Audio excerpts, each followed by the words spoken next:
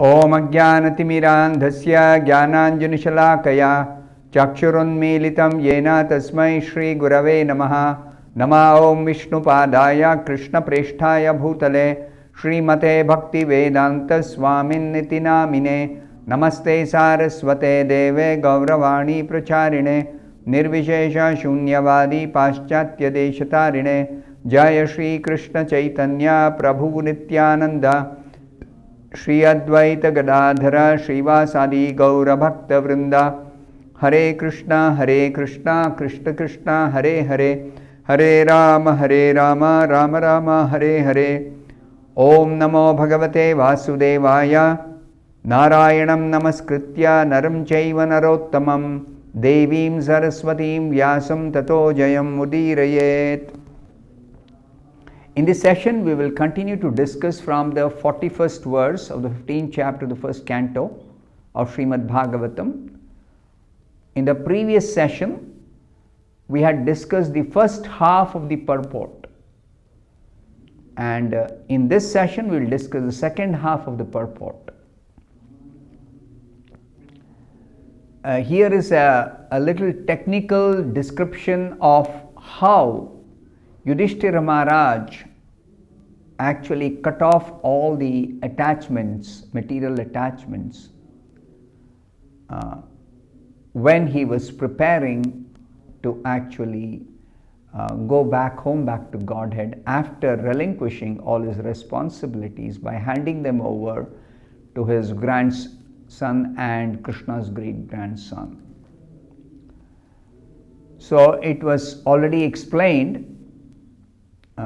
Just to refresh your memory of the verse itself, Vacham juhava manasi tat prana itare chatam mrityav apanam sotsargam tam panchatve hi ajohavit.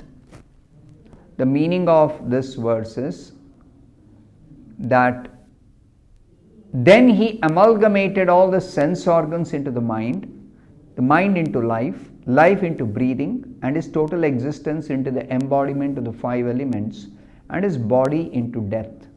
Then as pure self, he became free from the material conception of life. So in the previous session, I had elaborately explained what is this material conception of life. And then to become free from this material conception is to give up all the wrong identifications with the material coverings for the real self, for the spirit soul. Our existence in this material world becomes possible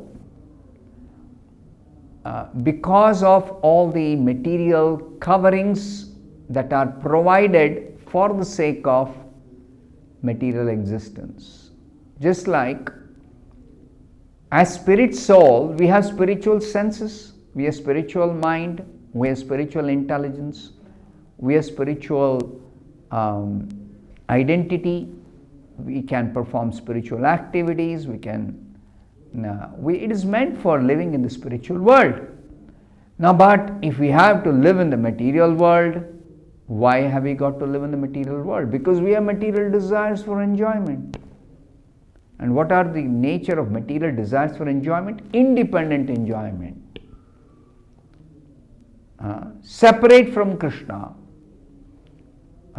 Or trying to lord over like Krishna the resources for our existence. So all this is only possible in the material world, lording over, independent enjoyment, separate existence. All this is possible only in the material world. And the spirit soul, material world is a foreign place, like a fish out of water. Can a fish survive outside of water? It's meant to live in the water. Similarly, we are meant to live in the spiritual world as spirit soul. But if we want material enjoyment, Krishna just to fulfill our material desires, Krishna actually places us in the material world, and Krishna also arranges for all these material coverings which we use while living in the material world in a particular type of body. Now, if you want to go back to Godhead, now that you realized that I don't belong to this place, somehow I adjust and stay, but I really can't be happy. I really can't be fully satisfied. So then, instead of living this life of material adjustment, go back to your original home, to Krishna Loka, and live there naturally with full freedom from all these material entanglements, freedom from all material entanglements. That is what awaits us in the spiritual world. Full of bliss, full of knowledge, eternal life, in loving relationship with Krishna. That is what is waiting for us. So you prepare yourself to go back to God and give up these material coverings. Now, giving up the material coverings is not as easy as if I want to give up this covering that is a piece of cloth. I just remove this and just discard it.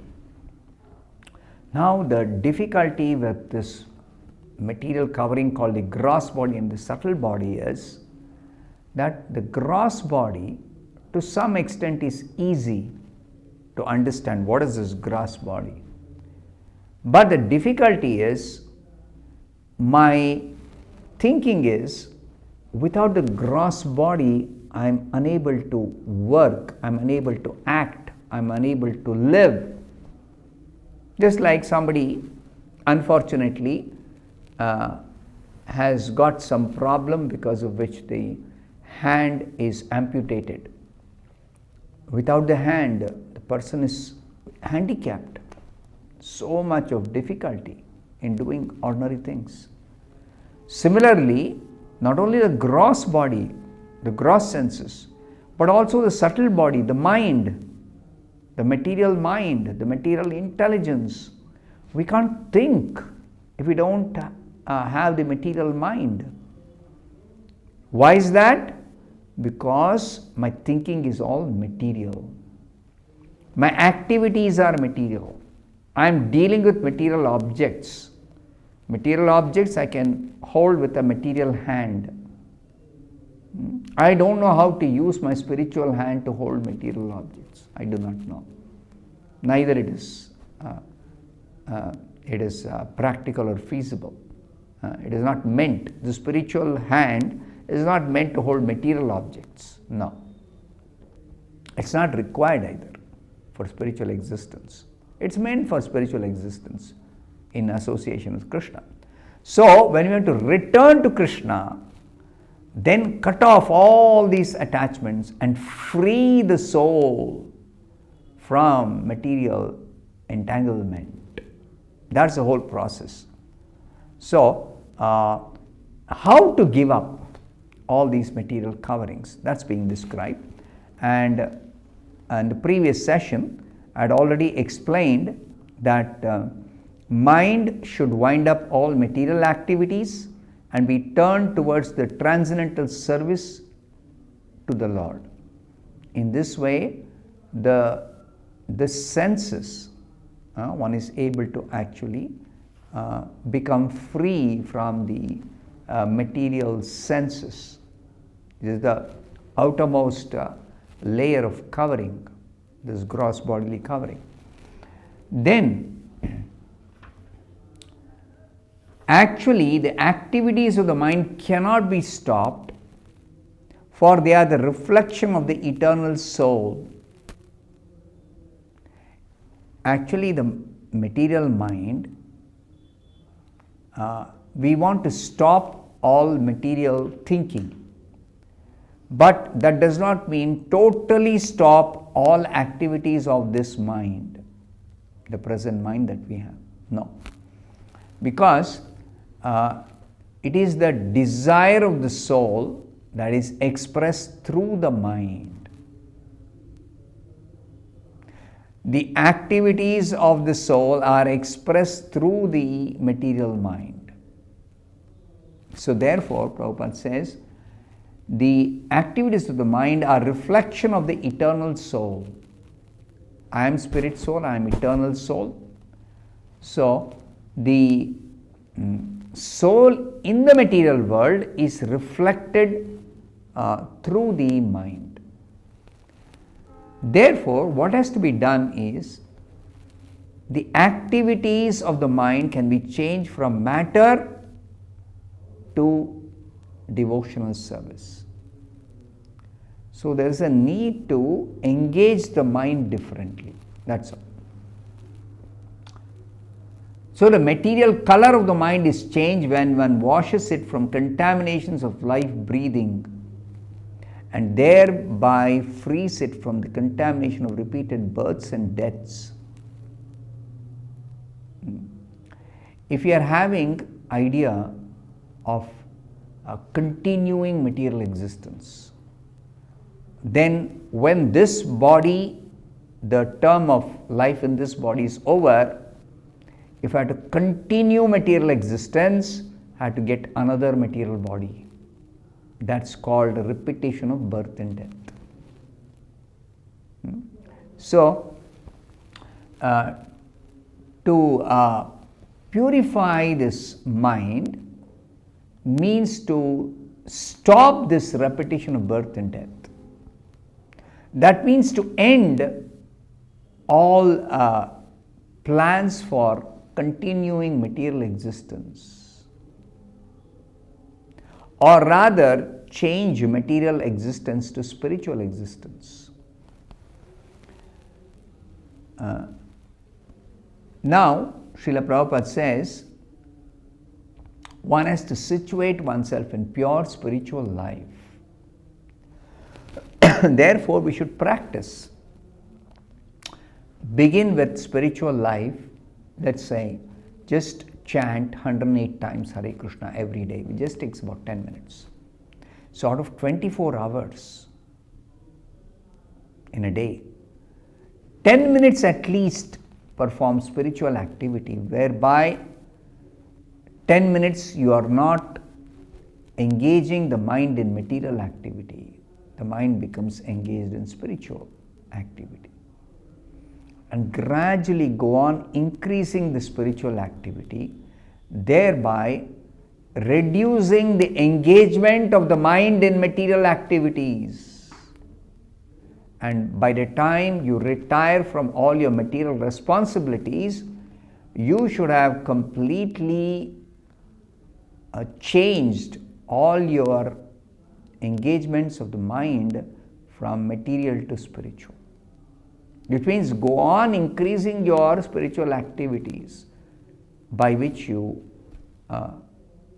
engage the mind in spiritual life. Therefore, the program of sadhana bhakti is how to increase the activities that we perform through the body, words and mind more and more in devotional service. So there are 64 principles of sadhana bhakti, different varieties of engagement in spiritual life. Why 64? Why so many? Because in different ways we are engaging our body, words and mind in material activities. So if we have to spiritualize our engagement of the mind, we have to find different varieties of engagement for the mind through the body, through the words and through the mind. So therefore there are 64 activities. And one by one we should start adding those activities to our daily routine. Just like chanting Hare Krishna, then singing Hare Krishna, then offering food to Krishna, either a picture of Krishna or a deity of Krishna, accepting prasadam after offering food, then reading the spiritual literature, Bhagavad Gita, Bhagavatam, hearing about Krishna's pastimes, like that. So many different engagements are possible, and increase the engagements. Now, how do the engagements become more and more? When you associate with devotees who are already engaged in such spiritual activities, especially the devotees who are dedicated for Krishna consciousness. Throughout the day, they are engaged in varieties of activities simply meant for engaging the mind in Krishna consciousness. So you also associate, you learn, you become interested, you become attracted. You also get some practical tips about how to manage your material duties, material responsibilities, while minimizing the material engagement of the mind. You learn from the devotees. And in this way, the mind becomes purified. When the mind is purified, and that means the mind is constantly engaged in the service of the lotus feet of the Lord, then at the time of death, the mind will not produce another material body, but the mind will actually enable the soul to go back home, back to God. I'll stop here. Thank you very much. Hare Krishna.